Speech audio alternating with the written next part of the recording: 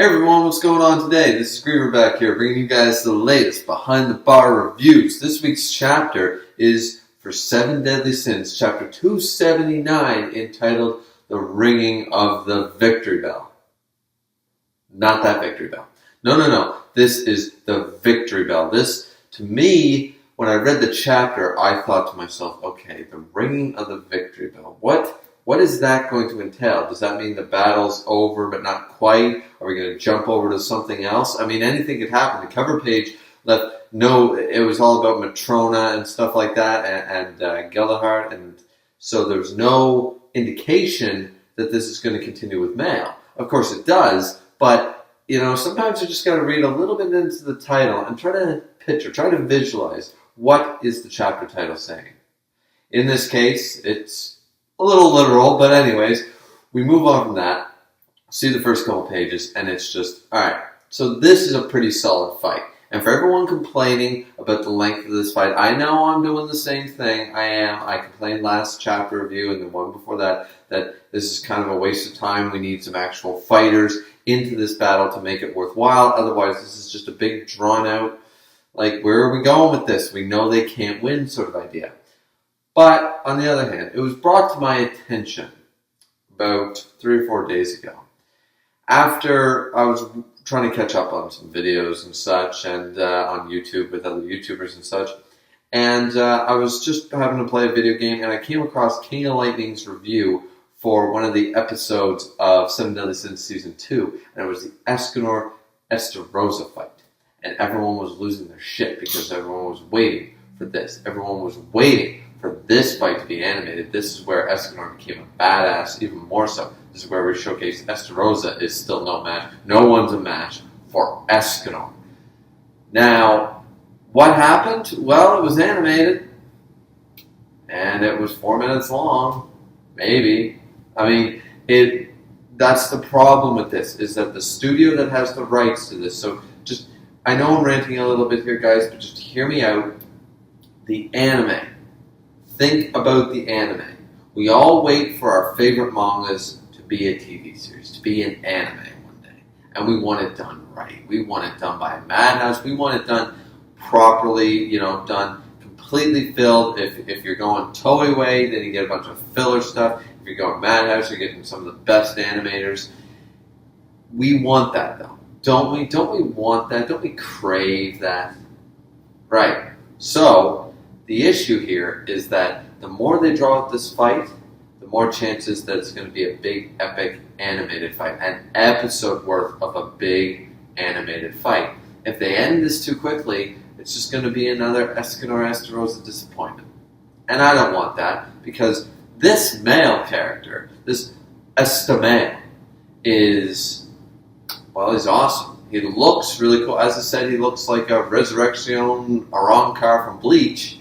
But he looks really cool. And actually, I really enjoyed seeing him in this chapter. Because what we get at the very beginning is King using Chastifold True Spirit form, 6th form, which is Yggdrasil or Yggdra's Cloth.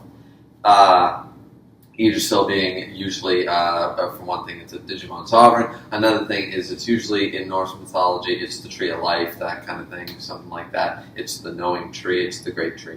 Either way, really, really cool, and it's showcasing this armor look. Something similar to what Gloxinia did here back many, many chapters ago. It looks cool. King puts his hood up, he gets the armor.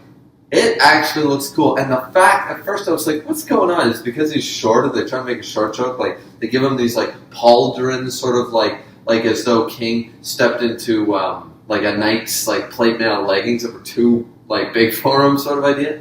Then, in the next few panels, we see he's boostering, he's got rockets coming out of his goddamn feet. This is cool, guys. This is really, really cool to me. And, yes, we see the little reference. I can't showcase it, guys, because I'm still very wary, even though 7 Deadly Sins was not the reason I got the copyright strikes. I can't show it, but in the big main spread where King's going around after receiving the Dance of Dolor from Diane to power level him up, and then Gother uses his twin Harlot bow or twin Harriet bow, whatever it is, I always forget how to pronounce that, what the name of that exactly is. But he uses his ability to make multiple copies of King. Like we're talking dozens and dozens of copies of King in this form, and it's just. And we see down at the bottom, as I said, we can't showcase it, but there's a little reference to Fat King. Fat King's down there at the bottom, being one of the clones, and they're just circling Mal, and they're striking at him with everything. Now,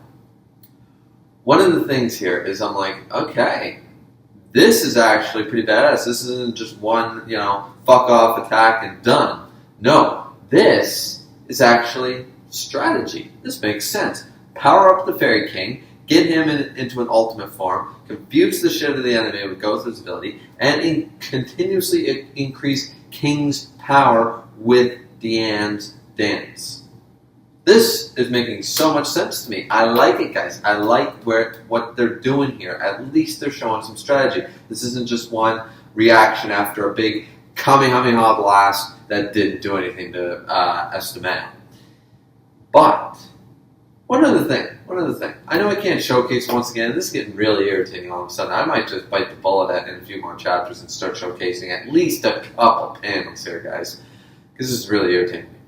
But Esteban had 3 wings on each side. 6 wings total. 3 angel wings, 3 demon wings. This whole chapter, he's got 2. 2 on each side, He's got 4 wings. What's up with that? I looked back at the previous chapter and tried to see was there any moment where he did not have 6 wings. He did not, the whole time, 6 wings. And then I checked every panel of this chapter, and he's always got 2. Now, is this a result of something? Is it the result of the evolution? Sort of like the major attack. Something about like having a major attack or something, using that commandment of love ability, using that big, final explosion Majin Vegeta sort of idea. Is he actually losing power and we're just not seeing it because we can't see his facial expressions, he's not saying anything, he can't make any noise, we're not seeing the battle damage because of this whole, monk sort of weird demon look. But it can't be a mistake, guys, because every panel, and there's many panels with him in it, it's not a mistake. I can't see this as an artistic mistake. It's significant. He's losing strength. He had 6 wings. Now he's only got 4. You guys can take that to the damn bank. This was not an artistic mistake. This, to me, if it was a whole chapter-wide mistake. That doesn't make sense. I can see it in a background shot, forgetting to paint on one more wing on the side. But he's showcased throughout this whole chapter with only having 4. And he clearly had 6. So, what do you guys read into that? To me, this means using those commandments with an archangel's body, even though we imagine they're fused. This is not a stable fusion. This is something altogether. This is an abomination of just raw power. And fusing archangel, goddess-given power with the darkness of the commandments.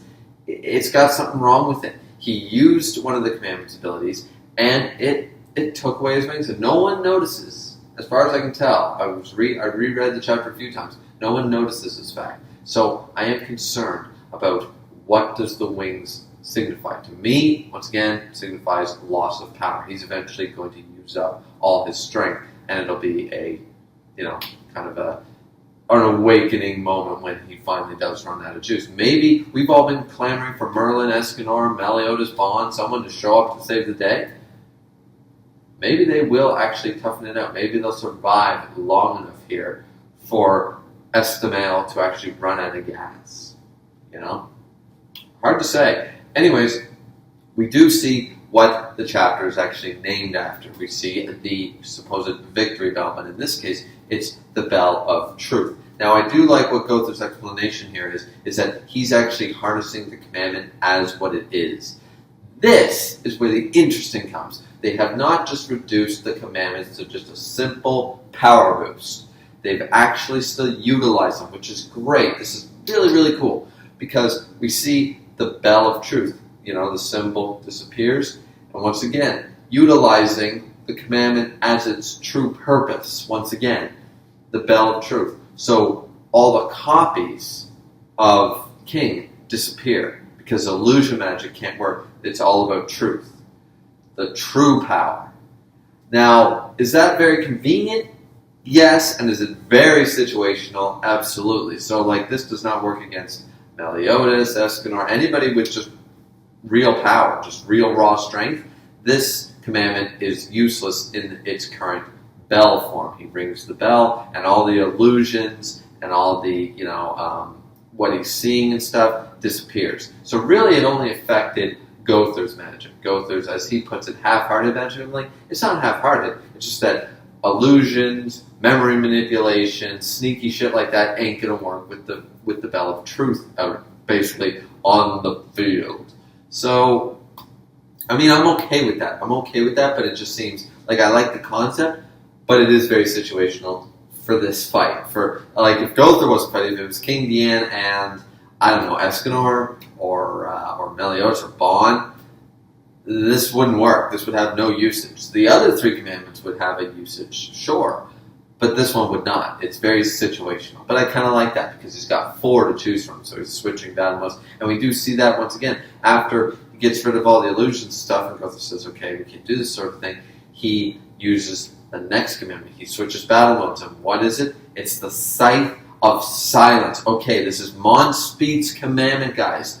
What was silence? What did it do? We will get an indication now. Once again, take it with a grain of salt, because the Truth Commandment did not originally do what the Bell of Truth does. Neither did that big explosion blast from the love ball sort of idea in the last chapter. That's not what the commandment of love or charity originally did. So take this with a grain of salt, but it's probably some level of truth, pun intended, into what silence was. He's cutting them with this scythe, and they just get all cut up. They just, like, he used the Scythe of Silence, cuts up both Deanne and King, and they're wounded pretty good. They're wounded pretty good here.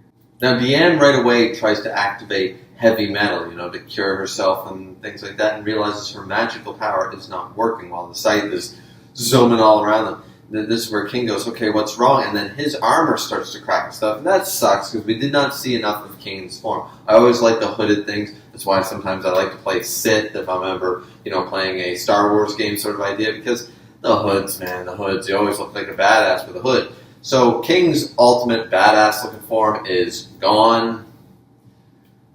Shit, we only got one chapter with King looking so damn cool. That really sucks. Hopefully he's going to do something even more, in the next chapter or something. I don't know. It'd be nice if we kind of cut away at the end of this chapter to another character. We have not seen the whole Rudeciel, Escanor, Merlin side. What's going on with them? Or even cut over to Cusack and Chan and find out what's going on with the war. It'd be nice just to get a change of pace for just a couple chapters, and we'll cut back and we'll see the devastation. That'd be really cool. Anyways, but what does happen is this was the cause of the Scythe of Silence. Silence unleashes a cursed command or a cursed seal on wherever it strikes. So now it's sealing off their magical power.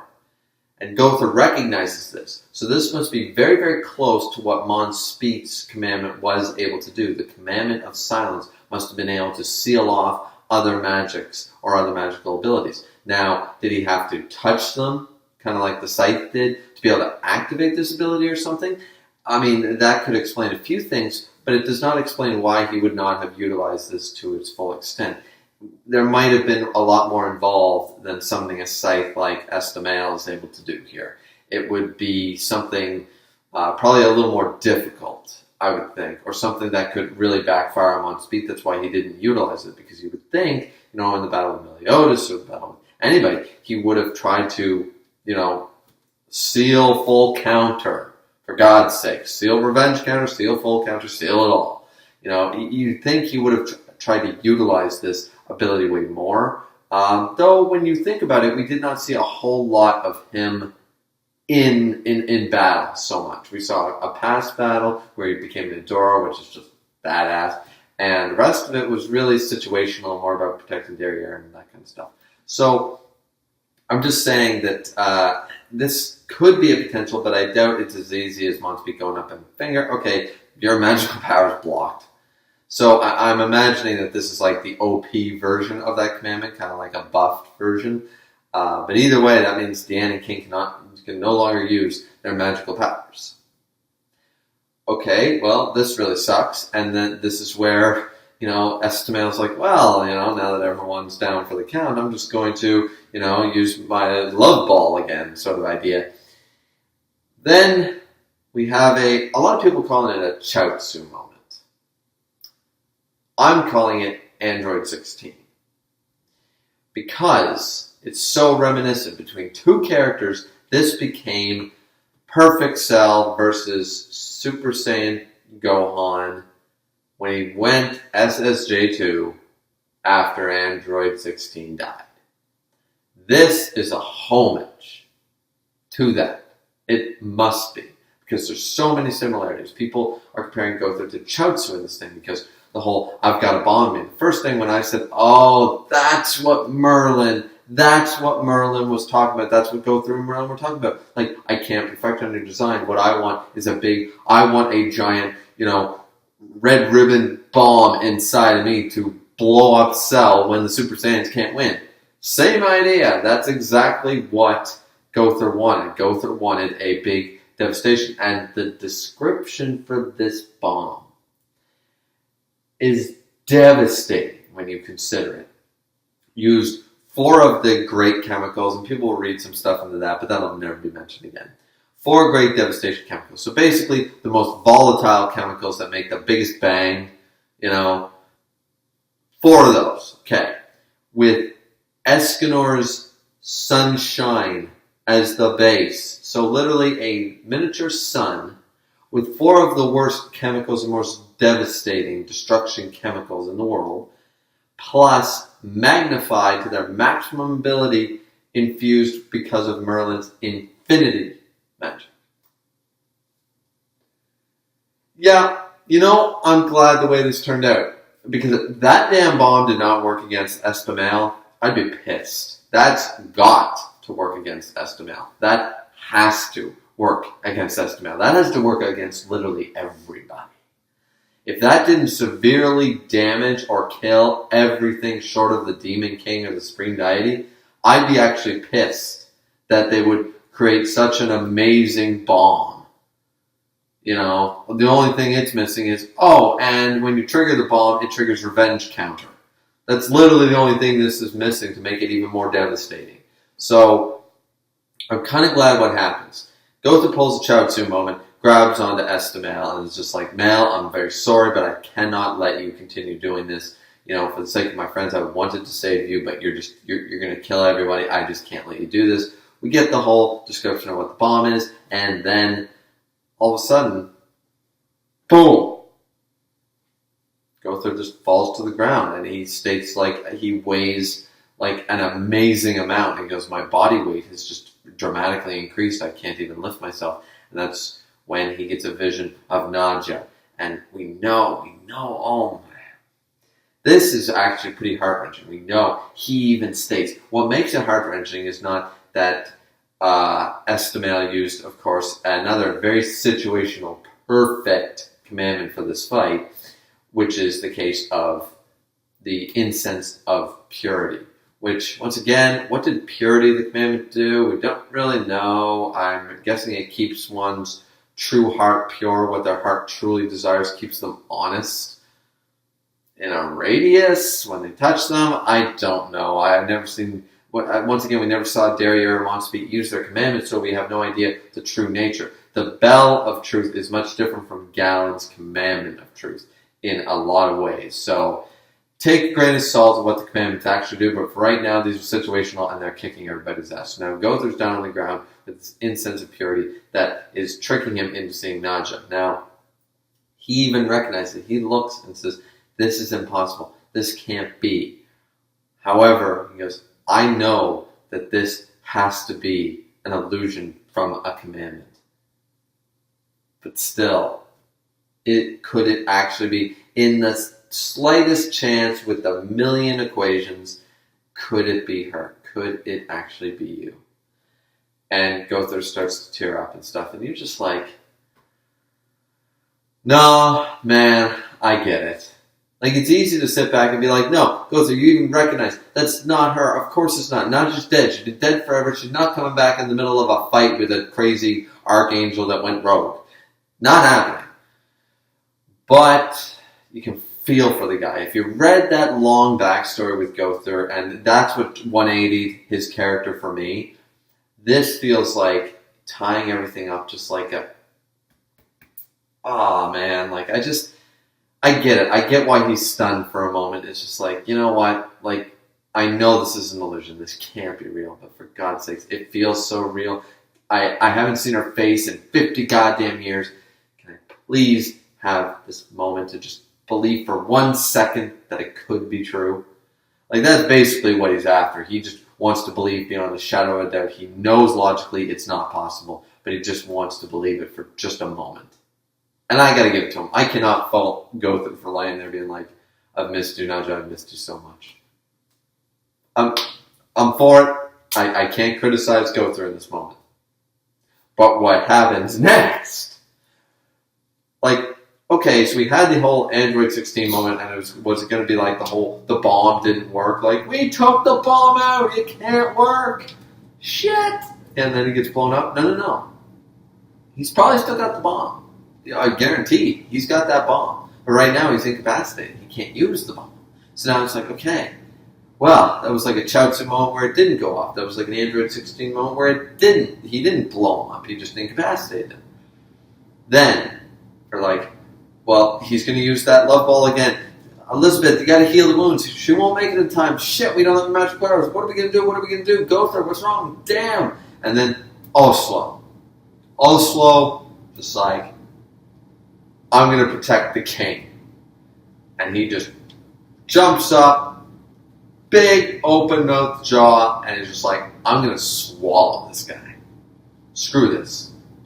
I'm like, okay, well, his mouth and his ability, he can jump through the dimensions. Remember, I mentioned this last chapter, like, what dimension is he jumping through, and what can he potentially do here? Like, what's going to happen? Like, if he swallows Estemail in time, would he send him to that other dimension and then trap him forever? I mean, it'd be a cheesy victory because it hasn't been established. It'd be a Deus Ex sort of thing, like, oh, you know, as an author, you're like, oh yeah, you know that thing that side character can do? What if we just do that to the main bad guy, then end of story? You know, no, that's not what's going to happen here. But it does beg the question, what is going to happen to him here? Because this is his last thing. This is his last attempt to do the right thing for the last time. Because as we know, Oslo is Ro being the Bond-like character that was in love with Gloxine's sister, and then all the shit happened with Stigma and all that stuff back in the past in the Holy War. Then he was reincarnated into this form. We saw all that happen. We know about their devastating thing. And even we jump back over, so it's an appropriate cover page because it all ties back. We see Gerard there, and she's like looking around, and she just says, Ro? And we see that Oslo or Ro is thinking this, like, I swear, I will protect the thing that is most precious to you this time. This time, I'm going to stand up and do the right thing, you know, regardless. I'm going to help. So then he swallows Estemail, and boom! A big explosion in the sky. So clearly he swallowed him, and the explosion, it clearly he wasn't intending to put him into another dimension. Maybe he can't to an unwilling person. There's a lot to go over here. There's a lot of analysis you can make about what actually just transpired. But what I saw was this was an actual honest sacrifice of the character, and this ain't fairy tale, so Oslo's dead. Rose's story was already kind of tied up. He's never going to go back to being human. His story was already over. This was just waiting in the wing. This is part 2 of the Android 16. Gother was part 1. Now we have part 2. Now we have this sacrifice. Like, please, I will protect the ones I love. Swallowed, you know, the guardian companion, the hellhound of King, has now just sacrificed himself to save them, to buy them a little more time. And you know it's not going to work. you know that thing just probably blew up the hellhound, and Estimail's going to come out there with one less set of wings, but he's going to survive. And this is where King is going to, a lot of people are assuming it, I see it too, guys, this is going to be Super Saiyan 2 power-up. King's just going to boom, he's going to put the hood up, his wings are going to burst out and be like golden or some shit, and he's just going to, he's going to go Super Saiyan 2. It's going to be Cell versus Super Saiyan 2 Gohan all over again. It actually is set up to look like that fight. And I'm okay with it. I'm okay with King taking the spotlight for now, because if that were to happen, it would showcase once again that this is a story about 7 characters. 7 deadly sins. Not just one. Not just the main character. Not just the fan favorite. We're not just focusing always on Meliodas and Escanor. We have other characters that can actually do things, that have real backstories, who have real character development, who could be pushed too far and have honest fights against serious combatants. The most powerful character we've seen thus far as we know, power level wise, number wise, is this guy, Estimail. And King is going to kick some shit in the next chapter, assuming we don't cut back over. It would be an appropriate time for him to cut back over, the whole ambiguity of it. I hope, even though I said that I don't want this dragged out too long, even though my anime reasons gives, credence against that, whatever, still want to know what happens here, want to see this through, see King go through major Super Saiyan transformation as a result of Oslo's death. Be really, really cool. Really cool. But I have a feeling in Chapter 280 we are now going to jump over to the ambiguity of whether Estimail's dead or not. Oslo, what happened to everybody? Does the seal go away if Estimail dies? Whatever. Hard to say, but I have a feeling we're going to cut over. Now, are we going to cut over to Escanor and Verdeciel and them, or someone else? I'd like to say yes, but I feel like there's a reason we have not cut over to their party this whole time, this whole arc, ever since they split up. We have not cut over to them once. I have a feeling we won't be showcasing these characters next chapter, but we won't be cutting over to Escanor Merlin's group just yet. I feel like we have to cut over to somebody else. Who will? Well, it could be Meliodas and Bond. It could be, I don't know. We could go into a past arc thing. We could cut over to the Fairy King's Forest, and then we could cut over to Jericho and just have a walk through the devastation that's going on. We could cut over to Chandler and Cusack. I don't know. I'm interested to see what's actually going to go down with all this. I really, really am, because this is starting to tug at the heartstrings in more ways than one. Either way, guys, Chapter 279 of 7 Deadly Sins was really, really great. What did you guys think of the chapter? What did you think of my review? Did you love it? Did you hate it? Please like, subscribe, comment. As always very, very much appreciated. As once again, starting up a new channel is hard, but I'm hoping I can get back to, square one again pretty soon. So anyways, guys, thanks for watching so much. This has been Griever with your Behind the Bar reviews for Chapter 279 of 7 Deadly Sins. Drink responsibly as always. See you back here next time.